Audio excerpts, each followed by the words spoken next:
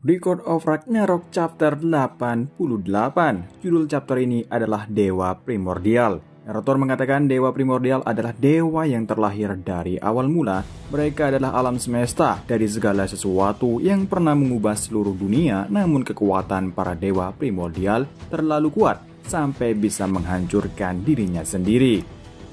Konon hal itu disebabkan oleh awal mula kekacauan. Kita lihat Odin mengeluarkan aura yang mengerikan di depan Beelzebub dan Buddha. Buddha bertanya soal membangkitkan Dewa Primordial. Burung gagak Odin berbicara mereka tidak lebih dari keberadaan yang legendaris. Ini keinginan yang mengerikan, bahwa itulah yang diinginkan Odin. Burung satunya juga berkomentar kalau dewa yang primordial memang benar-benar ada di dunia surgawi dan dunia manusia akan benar-benar dihancurkan. Lalu Beelzebub berkomentar kalau dia percaya juga bahwa dewa primordial itu mitos. Namun setelah dia menemukan buku terlarang, dia kebetulan menemukan buku tersebut di perpustakaan bawah tanah. Saat itu dia sedang meneliti tentang Satan. Buku terlarang itu yang menggambarkan kebangkitan dewa primordial. Dengan begini dewa primordial memang benar-benar ada. Ada yang mengetahuinya membangkitkannya, tapi ada pula yang mengharapkannya. Burung-burung itu bertanya milik siapa buku itu. Beelzebub menjawab sayangnya sebagian buku itu tidak ada yang tidak bisa dibaca. Tapi dia menemukan sebuah kalimat yang isinya di saat pohon dunia menyerap air kehidupan, Odin si dua mata akan mengorbankan dirinya dan dunia sekali lagi akan kembali ke wujud primordial.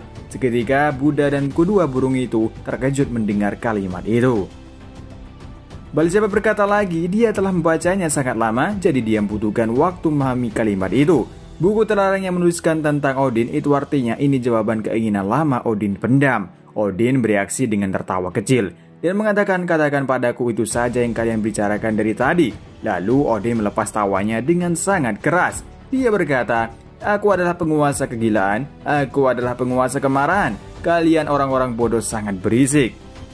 Odin mulai mengangkat senjatanya untuk memulai serangan. Kemudian ada seseorang datang dari belakang Odin, terlihat petir mengikuti orang tersebut. Dia berkata, apa yang kalian lakukan di sini?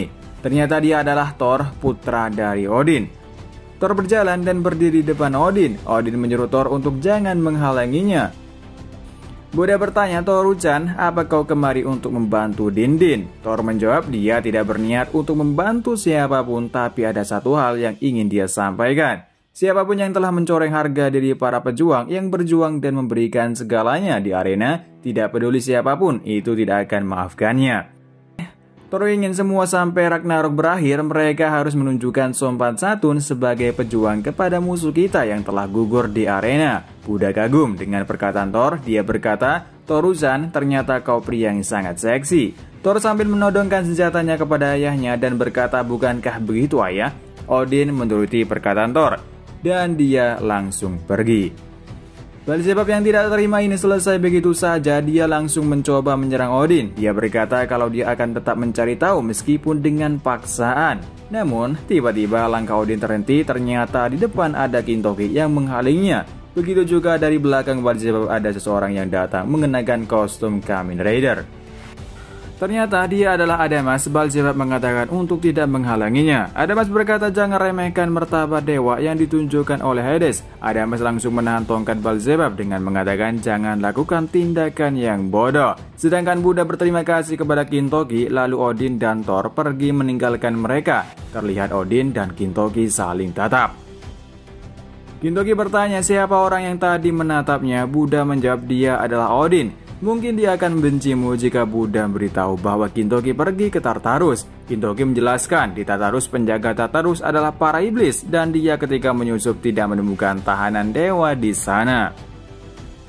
Mendengar penjelasan dari Kintoki, Buddha semakin penasaran ingin bertemu dengannya. Kemudian Buddha dan Kintoki pamit pergi meninggalkan Beelzebub. Buddha berkata sampai jumpa Bubu-kun, yang dimaksud Bubu adalah Beelzebub. Tapi sebelum itu Beelzebub berkata apakah Buddha tidak membencinya karena yang telah menanam biji Hajun ke dalam Jirofuku. Lalu Buddha berbalik, dia mengeluarkan senjatanya dari belakang dan ternyata Buddha hanya mengeluarkan sebuah tongkat kecil dan menggetok kepala Beelzebub.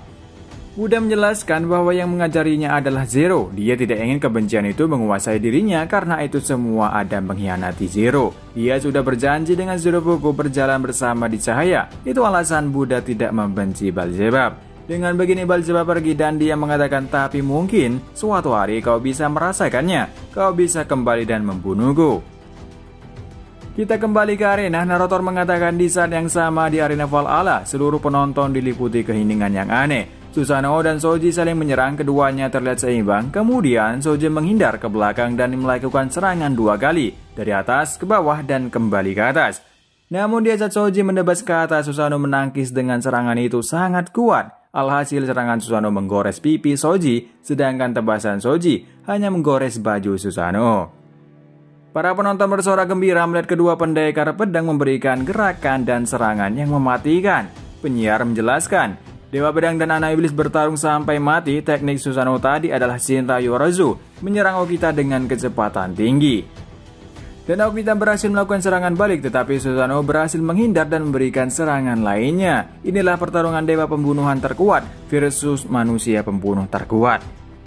Kita melihat Ares sangat terkejut melihat pertarungan keduanya. Hermes berkomentar, kakak Ares begitu terkejutnya sampai jiwanya hampir terlepas. Zeus berkomentar, pedang sangat keren, tapi yang kuinginkan adalah tinju. Sedangkan Anubis yang menonton dari atap sangat bergairah melihat pertarungan ini. Dia tambah bersemangat dan tidak sabar untuk gilirannya bertarung. Lalu Sasaki ikut berkomentar, Susanoo telah menguasai semua teknik pedang dan aliran yang diciptakan oleh manusia sepanjang sejarah dan bisa menguasainya. Mungkin saja dia sudah mencapai puncak dari seluruh gaya berpedang. Susanoo memuji serangan Okita, begitu sebaliknya Okita Shoji memuji serangan balik Susanoo yang hampir memotong lengannya. Tapi Okita merasa sangat senang dengan hal ini. Di tribun manusia, Kondo berkomentar, setiap hari adalah medan perang. Kematian sekali ada di sisinya bagi kita Sensen Gumi. Bertarung sampai mati adalah kehidupan sehari-hari kita. Susanoo berkomentar kalau kita masih saja tertawa. Dia Okita Shoji satu-satunya lawan yang bertarung melawan yang kuat dari teknik Dewa Pedang Shinra Yorozu. Naruto mengatakan senyuman Anak Iblis yang ini yang tersenyum ini tidak karuan. Para penonton kaget melihat Okita mengendurkan kuda-kudanya. Sasaki berkomentar, itu mungkin teknik yang dipelajari di tempat lain untuk bertahan dari neraka zaman Bakumatsu. Ini secara alami memperolehnya melalui pertarungan sampai mati dengan banyak samurai. Susanoo berkata kalau dia sangat menikmati ini. Kemudian suara Okita berubah, dia berkata, aku mulai. Susanoo dalam hatinya berkomentar, suara dan aura sekitarnya berubah. Seketika Okita mulai serangan, tapi gerakannya seperti semakin ringan, seakan-akan dia bergerak mengikuti angin. Susanoo terkejut pergerakan Okita yang sulit diprediksi. Okita terus menyerang sementara Susanoo hanya bisa bertahan dan terus menghindar. Sasaki berkomentar, itu adalah pengalaman mendekati kematian yang tak terhitung jumlahnya. Di saat Susanoo hanya kesempatan untuk menyerang balik, Okita menahan lengan Susanoo dengan pedangnya, sehingga Okita berhasil menebas Susanoo dengan sangat dalam. Kemudian kita flashback sebentar di saat tim Sensen Gumi bersiap untuk menonton pertarungan Okita yang akan mulai sebentar lagi. Mereka tampak bersemangat. Lalu ada yang menanyakan keberadaan Toshi, ada yang mengatakan dia ngambek karena bukan dia yang terpilih sebagai perwakilan umat manusia. Lalu Kondo mengatakan Toshi memang suka bersaing dengan Okita. Dan kita lihat Toshi berada di luar arena. Dia menonton Okita dari luar arena pertarungan. Dia mengatakan menanglah Okita. Berakhir chapter kali ini. Chapter ini Beelzebub mengungkapkan alasan dia menuduh Odin yang akan membangkitkan Dewa Primordial. Karena Beelzebub menemukan buku terlarang yang mengatakan mengorbankan Odin dan dunia sekali lagi akan kembali ke wujud primordial. Dengan bukti ini, kemungkinan besar Odin yang akan menjadi pilihan utama di akhir Ragnarok. Dia akan benar-benar membangkitkan primordial dan tentunya dia tahu caranya untuk melakukan itu tanpa mengorbankan dirinya. Sayangnya ini tidak teruskan karena tiba-tiba Thor datang untuk menghentikan ini. Dan sampai di sini dulu untuk review manga Record of Ragnarok. Dan sampai ketemu lagi di review manga lainnya. Tak lupa terima kasih yang udah nonton video ini, sampai jumpa.